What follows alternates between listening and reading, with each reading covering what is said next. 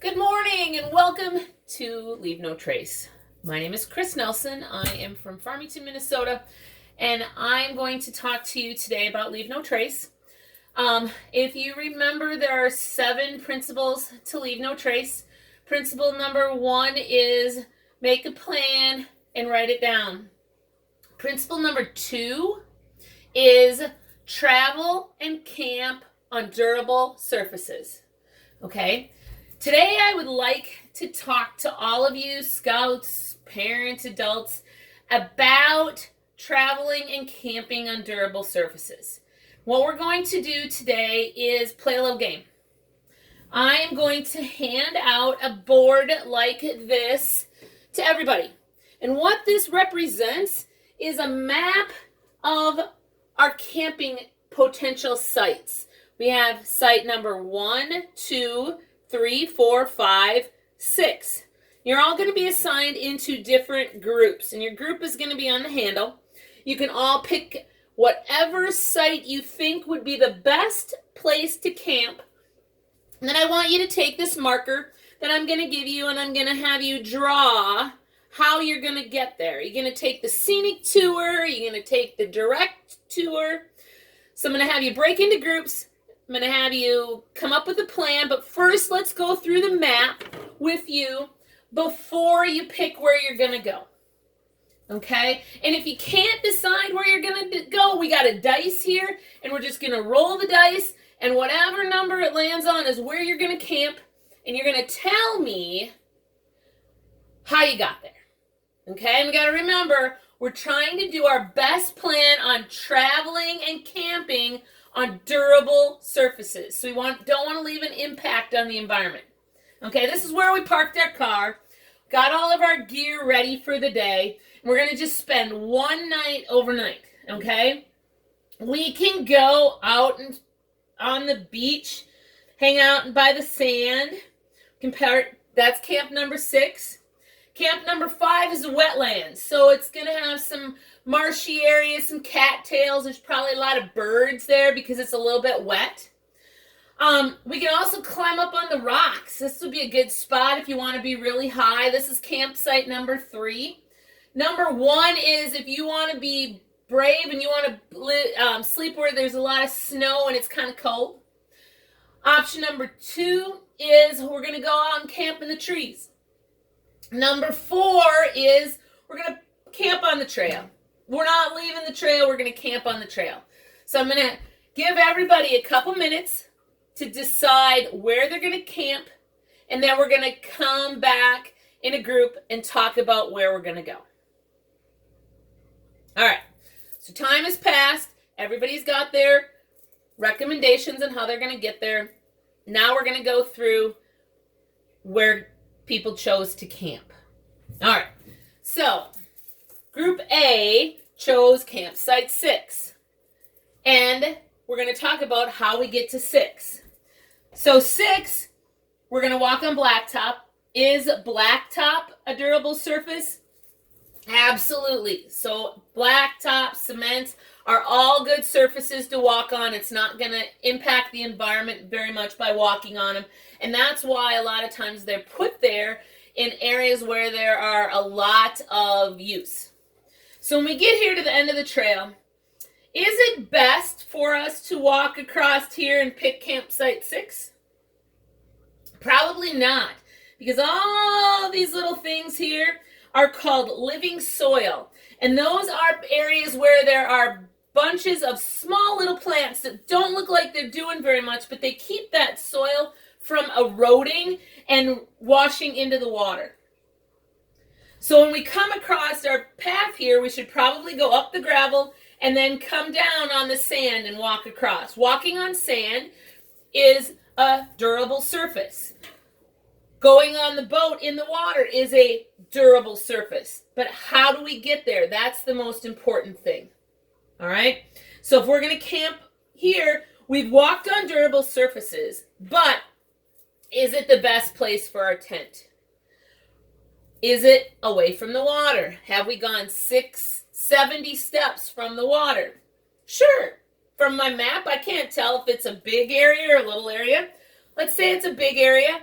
We also have to remember that water changes. So maybe when we started, we were 70 steps, and at the end of the day, we're only 10 steps from the water. So this could be a good spot. It might not be a good spot. So we have to remember how the day changes and if there's going to be any change in the water. Okay? The group that did 5. Did any of you pick 5? Well, let's pretend you did. If you're coming up to group 5, we can go on the blacktop, up the gravel, and then we can walk into the wetlands. Is wetlands a good spot for us to camp? Absolutely not. Okay, there is not a reason that anybody should have picked number 5.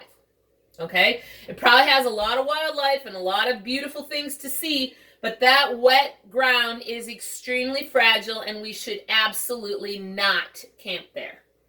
All right, let's pick number 4. Number 4, if you pick number 4, how'd you pick to get there? Good idea. Walk up the cement path. My question is, do you really want to camp on a path? I don't think so, right? So what we want to do is, what do you think these things are? Probably fire rings. So maybe instead of coming up the cement path, which is an absolutely good durable surface, we should disperse and find a fire ring to camp at. So let's pretend all 20 groups here picked campsite 4. Do you think campsite 4 would be a good spot for 20 different groups to camp if there's only 3 fire rings? Probably not. So we may go, well, this is where we want to go, but maybe it's not the best spot for us if it is overpopulated. All right, so 4 is it, go to the campsites. Don't just camp on the trail. Number 2. Who picked number 2? Good choice. How are we getting to number 2?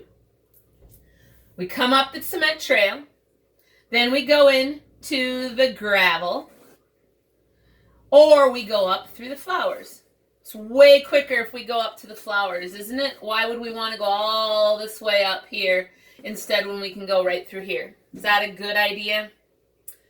Probably not. These flowers and that native vegetation is extremely sensitive to us walking through it. If we had to walk through it, would it be best to walk one straight line with all 20 of you in one straight line? Or would it be better to divide out and make lots of footprints? Correct. Divide out and make lots of footprints on there. But our best option would be to follow the trail up and come in up here where there's not fragile ground. All right? Let's say you want to be an adventure climber and you want to go into the rocks. Perfect spot. Make sure, if that's where you're going, especially in the snow or in the rocks, if you are going to stay in those areas, that you pack equipment designed for staying in those areas. Example, you're staying on rocks. It's going to be a hard surface. You're not going to be comfortable the next morning.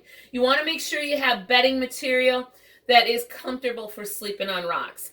A hammock, probably not the best option for us in the rocks. Make sure there's a pad or something that you are comfortable with. If you're staying up in the snow, make sure you have warm gear along, because if you're going to camp, you might be on a durable surface, but you're not going to have fun camping if you're cold or it's hard the whole night.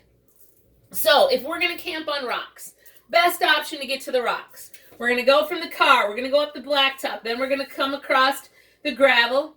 We have 2 different options. We can go up the gravel here and into the rocks, or we can come across on the dirt path and into the rocks. Now, if you look, and I don't know if you can see from where you're standing, there is a whole bunch of little green things up in this area here on the rocks. Those are what are called lichens, and they are small little colonies of, I'm going to say an algae, could be wrong, plant that lives on rock surfaces. If you look at them, they're super pretty. They almost look like a moss, or they're green. They can be bright yellow. They can be white. But those are actually living organisms. And as you walk across these, You destroy them and you break them down with your shoe. They come off the rocks and they die. So if you look on the, I'm going to call it the north side of the rocks, we have lots of lichen growth, and on the south side of the rocks, we have very little lichen growth. So our best option for coming up here and camping on the rocks is going to be to take the dirt path, single file up and climb up the rocks here so that we're not wrecking all of the little lichens that are, and the moss and the algae that are growing on the rocks. Now let's say you're going to be a brave, adventuresome soul, and you're going to choose option number 1. Okay? Way up here. We're going up, we're climbing up the mountains, we're climbing up the rocks, and we're going to camp in the snow. Excellent idea. Super fun. Snow, durable surface. Totally allowed to camp on it. There's a couple things that we got to do when we go to the snow. All right. We're going from the camp. We're going up the blacktop. We're going up the gravel. Now we hit mud. Say the snow ran some, and the wetlands here caused some muddy material. My question to all of you is, do we go around the mud? Do we go through the mud? What do you think? We go through the mud. Our shoes are going to be crusty. We're going to have mud on the outside of our shoes. Is that a good idea? Or do we go around, catch the path here, and go up? I'm going to tell you, you're better off with muddy shoes. The reason that I say that is most of you, if you're going out hiking and you're going all the way up here on day 1, you are prepared for hiking. You are wearing wet boots or boots that can get wet. So going through that little bit of mud is not going to be a problem. Just remember when you get to the other side that you're going to clean it off so that you're not tracking mud from this area up to somewhere else.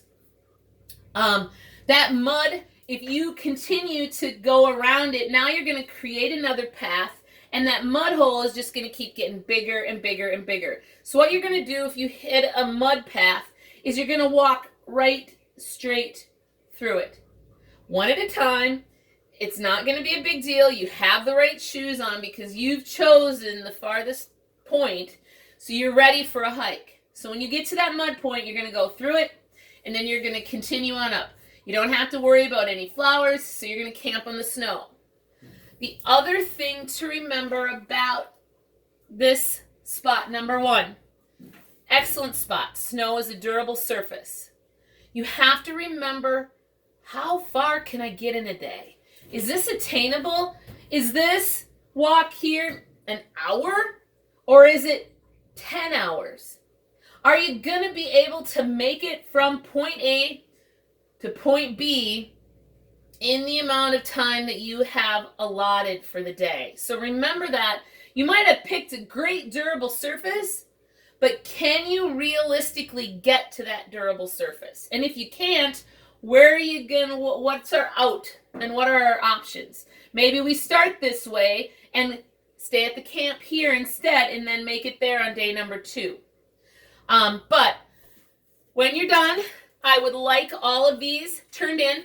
Erase your route so the next group that I have that does these can't use the route that you chose. And I'd like to remind you all of the 7 principles of Leave No Trace. Number 1, make a plan. Write it down. Number 2, travel and camp on durable surfaces. Number 3, leave your waste, or don't leave waste behind. Number 4, take pictures and memories, not things. Number 5, fire impact. Very important. Watch where you're doing your fires. Number 6, leave wildlife alone. Number 7, respect others.